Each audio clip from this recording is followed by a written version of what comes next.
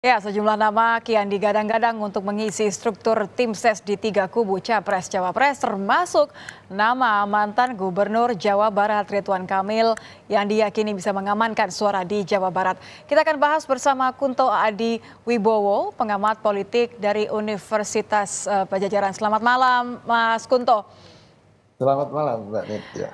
Mas Kunto, kalau kita lihat ini ya, hari ini Presiden Jokowi ajak Kang Emil melihat IKN. Memang sih kapasitasnya katanya sebagai arsitek, tapi kan beberapa hari sebelumnya Mas Ganjar baru bilang kalau pingin sekali nih kayaknya cocoknya sama TPN. Ini memang kebetulan punya agenda atau bagaimana kita bisa melihat dua hal ini?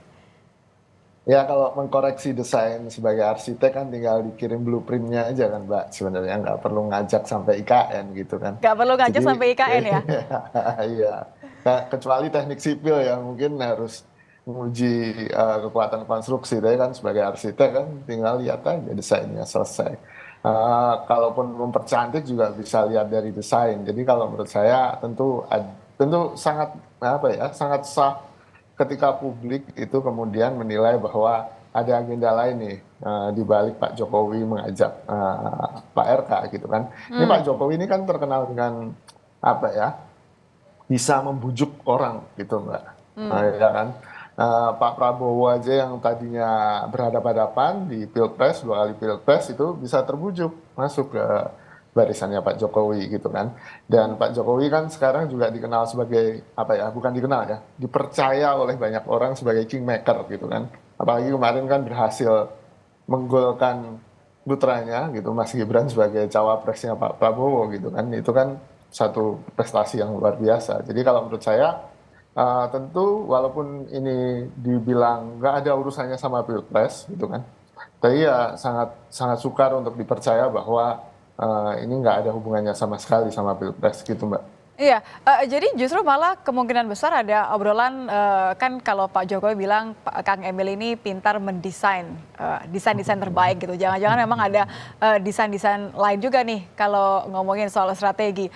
Anda melihat ini sebagai bentuk pernyataan terbuka begitu setelah Pak Ganjar secara terang-terangan menyebut bahwa kami ingin Khofifah, kami ingin Ridwan Kamil untuk bergabung dengan TPN?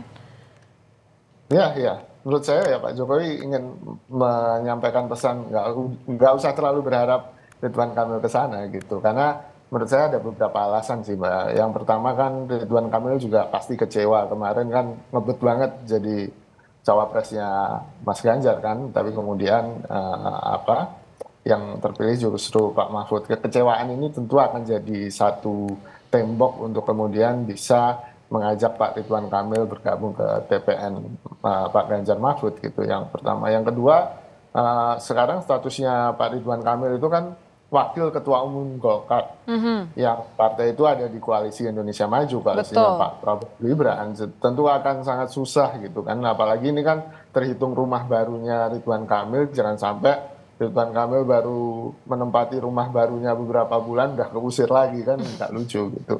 Dan yang ketiga ya itu tadi pengaruh dari Pak Jokowi gitu tentu akan sangat menentukan.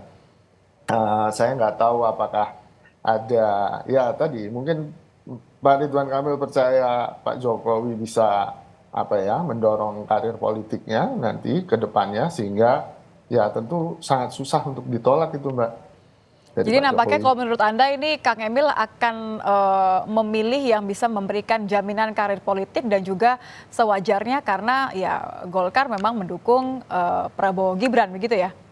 Betul, betul, Mbak. Jadi apa tidak mengejutkan kalau besok nama Kang Emil itu ada di apa tim pemenangannya Pak Prabowo Gibran gitu. Oke, selain Jawa Timur kan Jawa Barat memang diperhitungkan ya bagi para pasangan calon. Anda melihat inikah yang dilakukan oleh Ganjar, inikah yang dilakukan oleh masing-masing tim ses dari pasangan calon untuk meraup suara sebanyak-banyaknya di Jawa Barat? Iya, Mbak. Jadi Jawa Barat itu jumlah pemilihnya terbanyak se-Indonesia. Itu nomor satu. Tentu sangat menggiurkan untuk bisa mendapatkan suara yang besar dari Jawa Barat. Lalu kemudian sejarahnya di pileg, 3 pileg terakhir, itu nggak ada partai yang 2 kali menang di Jawa Barat. Selalu berganti gitu kan. Jadi ini bisa dilihat Jawa Barat memang battleground gitu kan. Siapa yang bisa menguasai Jawa Barat mungkin akan mendapatkan keuntungan banyak di elektabilitas gitu. Kalau sepenting Pak itu, Prabowo, maaf saya potong Mas Kunto, kalau sepenting itu artinya sosok Kang Emil ini akan signifikan untuk mengamankan lumbung suara masing-masing paslon di Jawa Barat? iya kan ini apa seakan-akan mereka yang pernah menang di pertarungan politik di provinsi itu juga akan membawa suaranya ke pasangan calon yang dia dukung kan gitu Mbak. Asumsinya begitu. Tapi kan belum tentu gitu. Keuntungan dari Pak Ridwan Kamil selain Jawa Barat menurut saya karena Pak Ridwan Kamil ini yang paling apa ya canggih, paling savvy gitu kan memanfaatkan media sosial sebagai I see. politisi sehingga apa anak-anak muda yang sekarang juga adalah pemilih terbesar di Indonesia itu juga sangat Itulah yang familiar dengan diincar ya. Baik. betul. Terima kasih Mas Kunto sudah bergabung bersama kami di Kompas Malam. Kunto Adi Wibowo, pengamat politik Unpad. Selamat malam Mas Kunto. Selamat malam.